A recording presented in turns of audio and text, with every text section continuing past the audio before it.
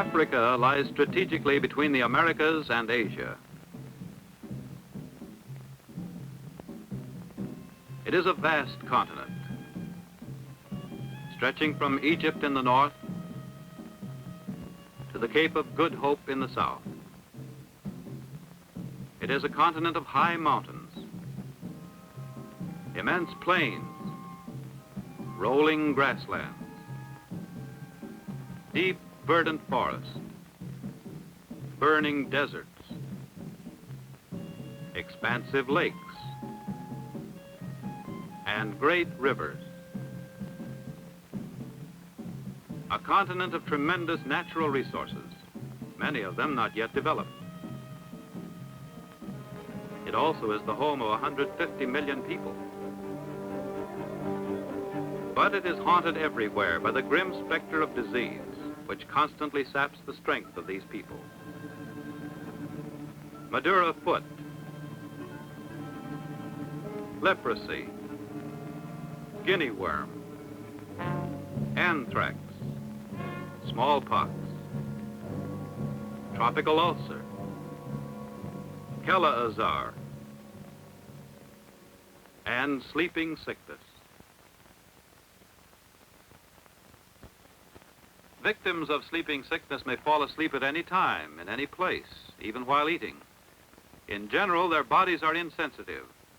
They are morose and out of touch with their surroundings. This deadly disease is one of the most widespread in Africa, especially in the equatorial areas.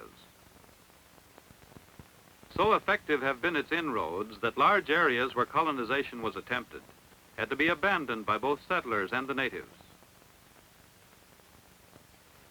Sleeping sickness not only attacks man, but it attacks and kills his domestic livestock as well.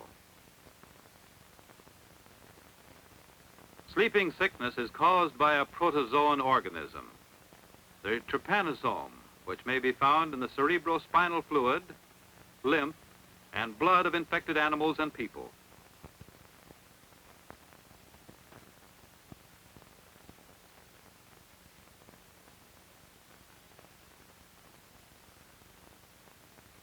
There are different species of trypanosomes. In general, they are about 20 microns long, equipped with a flagellum and undulating membrane for locomotion. Trypanosomes may be seen directly under the microscope without staining.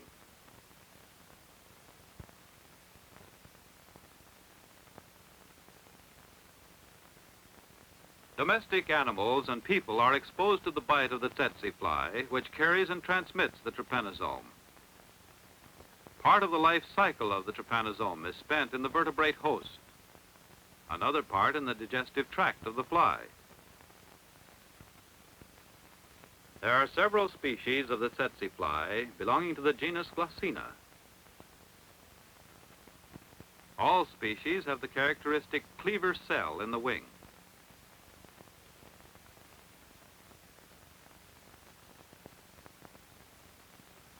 Tsetse flies produce living offspring.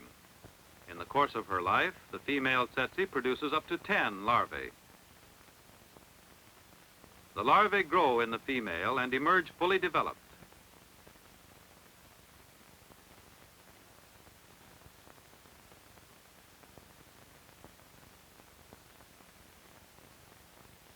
Immediately after birth, the larvae burrows into the loose soil.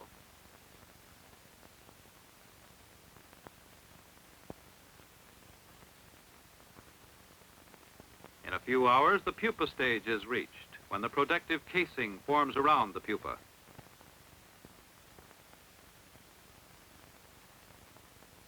The fly emerges from this pupa after 5 days to 3 weeks, depending on the species of fly.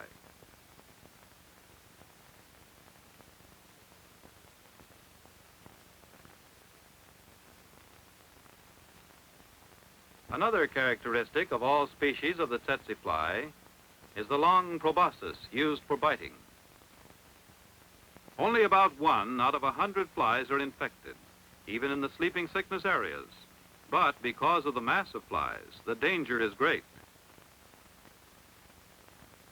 The reservoir hosts of the disease are the wild animals of Africa,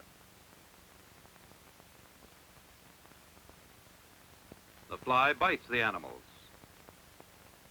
The trypanosome develops in the body of the fly and is finally transmitted to other animals or to human beings. There are two main types of human sleeping sickness which eventually attack the central nervous system. First, chronic West African. Characteristic of the early phase of this type are swollen glands in the posterior triangle of the neck, known as Winterbottom's sign. And the other, malignant Rhodesian. Swollen subaxillary glands are characteristic of the early stage of this type. Mass health surveys are conducted in a 3-month cycle in order to segregate, control, and treat human reservoirs of the disease. Those natives who are suspected of infection are isolated for treatment. But this is Africa, and although modern medicine has reached most regions of the continent, native superstitions still persist. Often the medicine man must examine a patient before examination and treatment by a doctor is permitted. The medicine man is still practicing and occupies an important position in most tribes. However, modern medicine is diligently at work in the field, gaining ground on the old superstitions.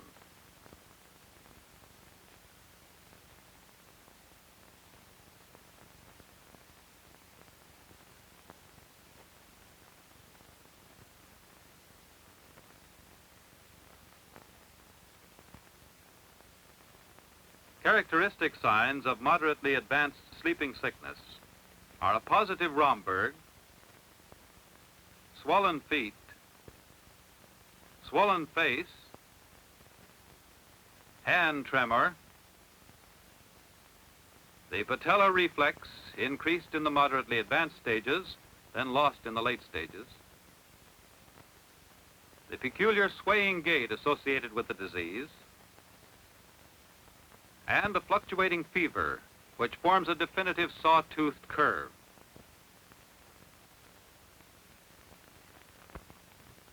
Diagnosis of sleeping sickness may be confirmed by examination of a sample of lymphatic fluid taken from the cervical lymph nodes.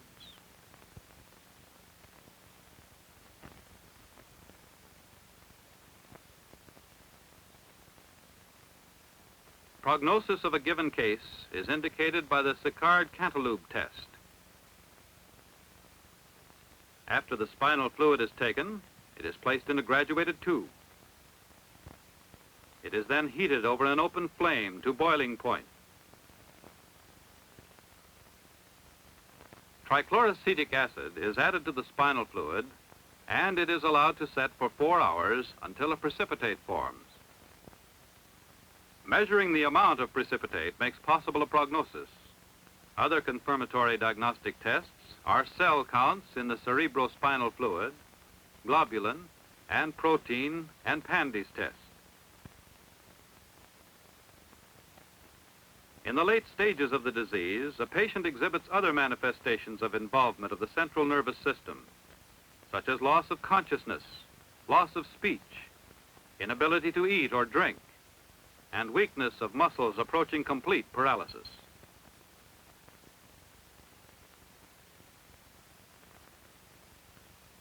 This patient died shortly after being photographed. The brain microscopically shows a meningoencephalitis with inflammatory infiltrates in the perivascular spaces of the pia arachnoid and cerebral vessels. The perivascular infiltrate consists mainly of lymphocytes with scattered neuroglial elements and histiocytes. The fight against sleeping sickness is being pressed on 2 fronts, therapy and prevention. The disease can be arrested in the early stages, and the patient can be made non-infectious by the use of chemotherapy. In addition, many attempts have been made to prevent infection. One has been the shooting of the wild game to reduce the numbers of the vertebrate hosts. But this may destroy a national heritage and an essential part of the meat supply for the natives. Native boys have been trained to catch the tsetse flies in nets. A similar attempt has been made by use of the Harris trap. But both measures are too primitive to be effective. The tsetse fly lives and breeds in shady places. Therefore, clearing the undergrowth is widely used to control it. Clearing the banks of streams eliminates one of the breeding places of the fly. Cleared roads are fairly free from flies and safe for travelers. Clearing around houses and villages will protect the people who live there. In some areas, wholesale clearing of forests infested with the tsetse flies has been undertaken on a rather large scale. Used indiscriminately, this burning and cutting down of forests can create new problems of soil erosion and depletion of the water supply.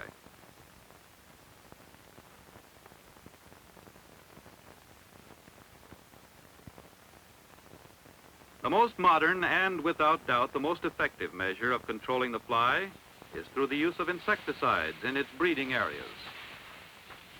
At first, spraying by hand was tried, but proved cumbersome and slow. It was discarded in favor of spraying by aircraft. Suitable apparatus and fittings have now been developed for equipping planes for spraying insecticides. The efficiency of this spraying can be demonstrated by placing live tsetse flies in gauze cages and setting them out in various positions in the woods.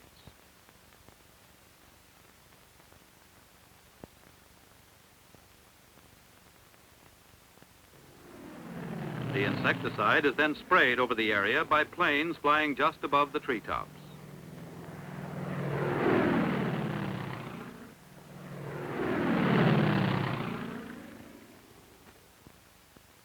After spraying, the cages are collected. The results are extremely satisfactory, nearly 100% killed. In low valleys which cannot be treated by aircraft, smoke grenades blowing insecticides are used. This method may be applicable in the equatorial forest belt. Probably the most successful method is a combination of the use of aircraft and this type of smoke grenade.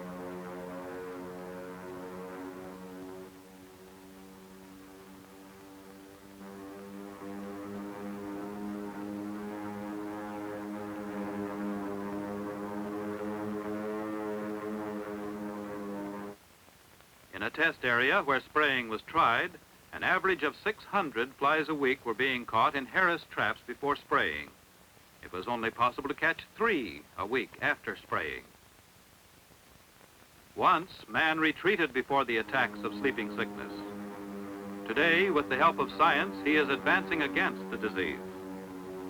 A good start has been made to win the fight against sleeping sickness, but much remains to be done. The fight against the disease must be continued on a broad front. The knowledge of sanitation must be widely applied. Through these means, sleeping sickness can be blotted out, and large areas of Africa can be reclaimed. Healthy domestic livestock can be raised and sustained.